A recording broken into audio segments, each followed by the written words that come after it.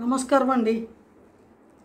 మరి ఒకడు సంపాదిస్తుంటే ఇంటిల్లిపాది కూర్చొని ముప్పూట్ల బాగా తిని నిలువుగా అడ్డంగా బలిసి బద్ధకస్తుల్లాగా తయారవుతున్నారని చెప్పి కొంతకాలానికి మగవాడు ఇంట్లో కూర్చొని ఏం చేస్తారు, మీరు కూడా రండి అని ఆడవాళ్ళని తోట పనికి పొలం పనికి కూడా తీసుకువెళ్ళడం.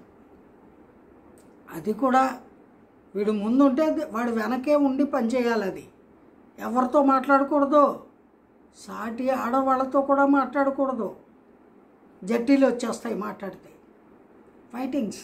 జట్టీలు అంటే గొడవలు. అందుకని సాటి స్త్రీలతో కూడా మాట్లాడనిచ్చేవారు కాదు. సరే, ఆడవాళ్ళనే మాట్లాడనివ్వకపోతే ఇంకా మగవాళ్ళతో మాట్లాడడం అది కల్లో మాట. అసలు మగవాళ్ళు కాదు, వాళ్ళ ఇంటి వాళ్ళ కుటుంబ సభ్యులతోనే మగవాళ్ళతో మాట్లాడనిచ్చేవారు కాదు. అంత కఠినాతి కఠినమైన రూల్స్ అప్పట్లో ఇంప్లిమెంట్ అయ్యేవట. సరే, అది వేరే విషయం. మొత్తానికి వెళ్ళి గడపలో నుంచి తెల్లవారుజామున వాళ్ళతో పాటు పొలాలకి తోటలకి పనిపాట్లు చేయడానికి వాళ్ళ శ్రమ అక్కడ అవసరం కాబట్టి ఇంటి పనే కాకుండా ఈ బయట పనులకు కూడా వాళ్ళని వినియోగించాలి అనే థాట్ వీలైనంత వరకు వాళ్ళని తీసుకువెళ్ళి వాళ్ళ చేత కూడా ఈ పనులు చేయించుకోవడం. సరే, దానివల్ల ఏమిటి? ఆదాయము, పంటలు ఎక్కువగా వస్తూ ఉండేది. సరే, రెక్కాడితే కానీ డొక్కాడదు అనే సామెత. అలాగా ఒకరికి 10 మంది పని చేస్తే మంచిదే, శారీరకంగానూ మంచిది, మానసికంగానూ మంచిది.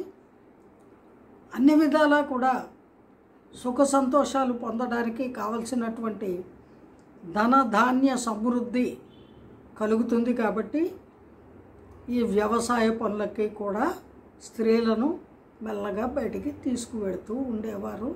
అలా వాళ్ళకి ఒక చిన్న రిలాక్సేషన్, అంటే ఇంటి నుంచి బయటికి వెళ్ళడానికి ఒక అవకాశం. అందరికీ కాదండి, కొందరికి మాత్రమే. జరుగుబాటు కాని కుటుంబాలలో స్త్రీలకి మాత్రమే ఈ వెసులుబాటు వచ్చింది. కాస్త డబ్బు దశకం ఉండి కొంచెం పెద్ద కులాలు మతాల్లో ఉన్న వాళ్ళకి నో పర్మిషన్.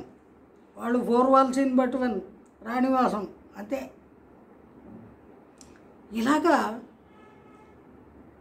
ఓ చిన్న మార్పు. ఈ మార్పు వల్ల ఈ కుటుంబాల్లో మేలే కలిగింది, మంచే జరిగింది. ఈ మంచి ఎక్కడితో ఆపారా? లేదు. వాళ్ళు రకరకాల వ్యసనాలు ఆ రోజుల్లోనూ ఉండేవి, దుర్వ్యసనాలు. ఒకటికి మించిన స్త్రీలతోటి శారీరక బంధాలు పెట్టుకునేవారు పురుషులు. వేశ్యావాడలకు తిరుగుతూ ఉండేవారు. అలాగే చతుర్ముఖ పారాయణం, పేకాట డబ్బులకి, చదరంగం, పులిమేక ఆట, ఇలా జోదాలు, పంజాలు, కోడి పంజాలు, గుర్ర పంజాలు, ఎడ్ల పంజాలు, ఒకటేమిటి ఇలాంటి దుర్వ్యసనాలు అప్పట్లోనూ ఉండేవి. సురాపానము, డ్రింకింగ్, ఇలాగా ఈ అలవాట్లతోటి ఈ సంపాదించినది ఆర్జించినవి అన్నీ కోల్పోతూ ఉండేవారు. మరి అప్పుడు వాళ్ళకి కావాలిగా హ్యాబిట్స్ని మెయింటైన్ చేయడానికి. అందుకని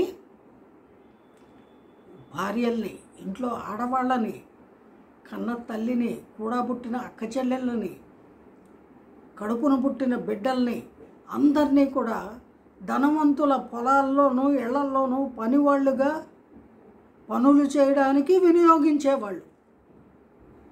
అది దాస్యము, బానిసతత్వము.